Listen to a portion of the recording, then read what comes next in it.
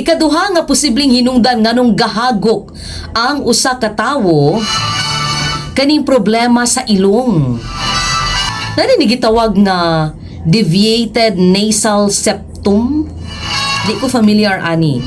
Pero ingon pa ang grabe daw kuno nga pagbara sa atong ilong o ang baluktot na baliktad siguro na yung baliktad nga pagkatunga sa atong ilong na di na karon pa ko or gitawag na siya nga deviated nasal septum.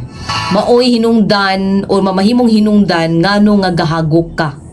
Ato ning i-search kaning deviated nasal septum unsa itsura ana kung deviated ang imong nasal.